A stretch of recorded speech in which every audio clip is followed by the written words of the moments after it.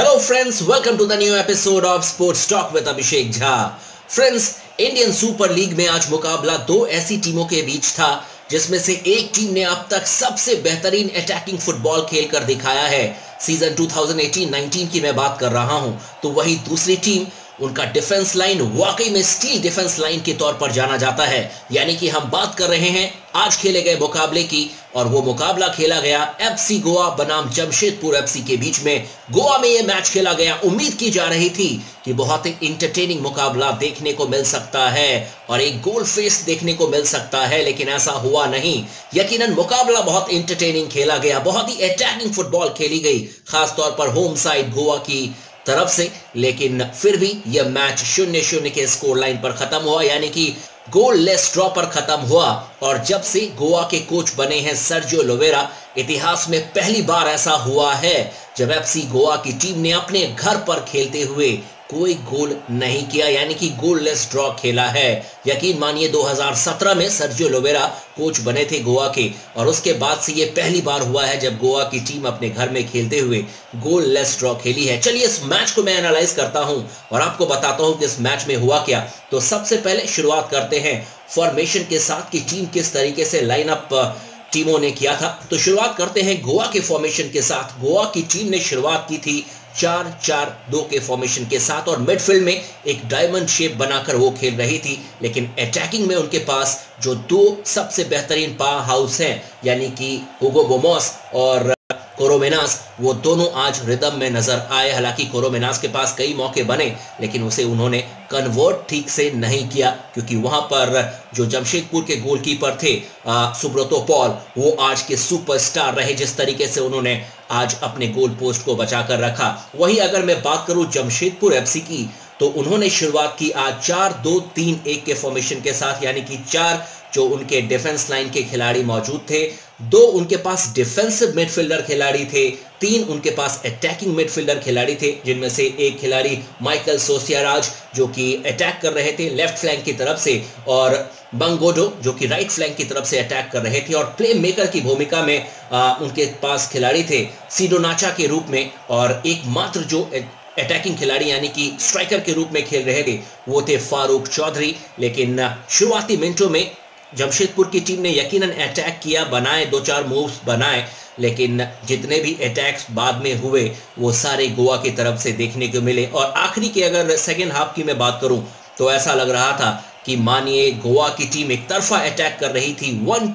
Way traffic की तरह पूरा मैच चल रहा था। गोवा की टीम लगातार एक के बाद एक अटैक कर रही थी और जमशेदपुर की टीम बहुत ज़्यादा डीप डिफेंस कर रही थी। और ऐसे में 2 अच्छे मौके बने, एक बार कोरोमेनास के पास जिसे पूरी तरीके से बहुत ही बेहतरीन सेव किया वहां पर सुब्रतो पॉल ने, और दूसरा ब्रेंडन फर्नांडिस के पास मौका था मुकाबले के 90वें मिनट में, आखिरी मिनटों में, लेकिन उन्होंने उसे कन्वर्ट नहीं किया और ये मैच 0-0 के स्कोर लाइन पर खत्म हुआ। हालांकि जमशेदपुर की टीम इस बार अटैक करने के लिए जा रही थी। मुकाबले के 64वें 65वें मिनट पे उन्होंने स्टार स्ट्राइकर टिम केहिल को जरूर बुलाया था, और उनके लिए लॉन्ग बॉल का जो एक स्ट्रैटेजी रहा है उनका, वो उस पर डिपेंड कर रहे थे कि चलिए लॉन्ग बॉल खेलेंगे। और टिम केहिल एरियल वॉर जीतने में माहिर माने जाते हैं, एरियल में उन्होंने बहुत सारे गोल किए हैं, तो ऐसे में मौका बन सकता था। लेकिन आज उस तरीके से क्रॉसेस सप्लाई नहीं हुए थे टीम केहिल के लिए।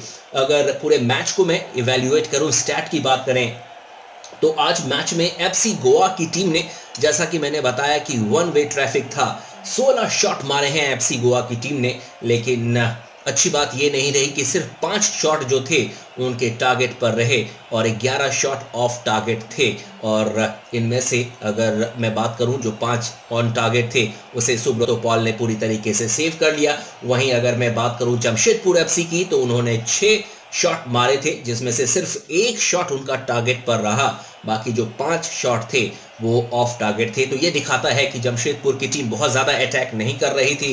वो खुश होगी शायद 1 पॉइंट्स लेकर गोवा के अंदर, जिस तरीके से उन्होंने खेल कर दिखाया। पोजीशन की अगर बात करें तो 55% का पोजीशन रखा था एफसी गोवा की टीम ने और 45% का पोजीशन रहा आज के मुकाबले में जमशेदपुर एफसी की टीम के पास। और ये पहली बार ऐसा मैच हुआ है मेरे ख्याल से जिस मैच के होने के बाद भी पॉइंट्स टेबल में कुछ बदलाव देखने को नहीं मिला, क्योंकि दोनों टीमें एक एक पॉइंट्स को लेकर सेटल हो गई। और मैच शुरू होने से पहले भी गोवा की टीम नंबर 4 पोजीशन पर थी, लेकिन तब उन्होंने 11 मैचेस खेले थे और उनके पास 20 पॉइंट्स थे। लेकिन अब 12 मैचेस के बाद 21 पॉइंट्स हो गए हैं, वो नंबर 4 पर है जैसे थी। और वहीं पर जमशेदपुर की अगर टीम की मैं बात करूं तो ये टीम नंबर 5 पोजीशन पर है, 13 मैचेस खेल चुकी है, 20 पॉइंट्स हैं। और अगर पूरे लीग में जितनी भी टीमें हैं 10 टीमें, उसमें अगर आप इवैल्यूएट करिएगा तो सबसे ज्यादा जो ड्रॉ मैचेस खेली है वो जमशेदपुर की टीम है। 13 मैचेस में से 4 मैचेस वो जीती हैं, 8 मैच उन्होंने ड्रॉ खेला है और सिर्फ 1 मैच में उन्हें हार का सामना करना पड़ा। लेकिन बड़ी बात यह है कि अगर आप इतने सारे मैचेस ड्रॉ खेलेंगे तो फिर 3 इंपॉर्टेंट पॉइंट्स कहां से निकालेंगे, नॉकआउट स्टेज में कैसे पहुंचेंगे, और ये एक बड़ा सवाल हो सकता है जमशेदपुर के लिए। और ये जो एक स्ट्रेटेजी है कि आप पहले डिफेंस करेंगे, यानी कि पहले गोल कंसीड नहीं करेंगे, वो स्ट्रेटेजी उनके लिए ठीक है। क्योंकि अगर मैं एक स्टैट आपको बताऊं जमशेदपुर की टीम की, तो अब तक जो 4 मैचेस जीते हैं उनमें से वो वही मैच जीते हैं जिनमें उन्होंने पहले गोल किया है। और एक सिर्फ ऐसा मैच हुआ है जो कि दिल्ली डायनामोस के खिलाफ जब वो खेल रहे थे तो दिल्ली की टीम ने पहले गोल किया था, उन्होंने कंसीड कर दिया था जमशेदपुर की टीम ने, और उसके बाद से कमबैक करते हुए जमशेदपुर की टीम ने उस मैच को जीता था। और ये विंटर ब्रेक से ठीक पहले मैच हुआ था, तो सिर्फ एक मैच वो कमबैक करते हुए जीते हैं। वहीं अगर मैं गोवा की बात करूं तो अपने पिछले मैच में उन्होंने नॉर्थ ईस्ट यूनाइटेड जैसी मजबूत टीम को 5-1 से हराया था, तो उम्मीद थी कि बहुत ही एक अटैकिंग फुटबॉल देखने को मिलेगा और जैसा कि मैंने बोला कि गोल फेस्ट देखने को मिलेगा, लेकिन ऐसा हुआ नहीं, गोललेस ड्रॉ हुआ।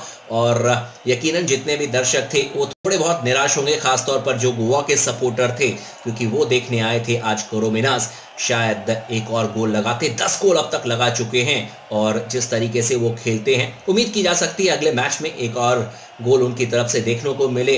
अगर मेरे एनालिसिस आपको पसंद आते हो, अगर मेरा बात करने का तरीका आपको पसंद आता हो, तो आप मेरे चैनल को सब्सक्राइब कर सकते हैं, लाइक कर सकते हैं, व्यू कर सकते हैं। और एक और बात मैं आपसे कहना चाहूँगा कि बहुत सारे लोग कहते हैं कि आप क्रिकेट पर क्यों नहीं शो बनाते हो, आप सिर्फ फुटबॉल को फॉलो करते हो। ऐसा नहीं है। मैं अगर आप मेरे जितने भी 100-150 वीडियोस मैंने बनाए हैं, अगर आप देखेंगे शुरुआत में तो मैंने हर गेम पर वीडियो बनाया है। और ऐसा नहीं है कि मैं सिर्फ फुटबॉल पर ही वीडियो बनाता हूं, लेकिन इंडियन फुटबॉल को मुझे बढ़ाना है और इसका मुझे बहुत ज़्यादा पैशन है। ना सिर्फ इंडियन फुटबॉल को मैं फॉलो करता हूं, बल्कि अगर यूरोपियन फुटबॉल की बात हो तो इंग्लिश प्रीमियर लीग के मैचेस में देखता हूं, उन्हें बहुत ज़्यादा फॉलो करता हूं। स्पेनिश ला लीगा के मैचेस देखता हूं तो उन पर भी मैं वीडियो बनाऊंगा। लेकिन मेरा पहला मोटिवेशन है कि इंडियन फुटबॉल को आगे लेकर जाना है और हमारे पास वो सारी चीज़ें हैं ताकि हम भी एक दिन फीफा विश्व कप में खेलें। और शायद इसीलिए मैं लगातार इंडियन फुटबॉल पर वीडियो बनाता रहूंगा और उम्मीद करूंगा कि आप सबका प्यार मुझे मिलता रहे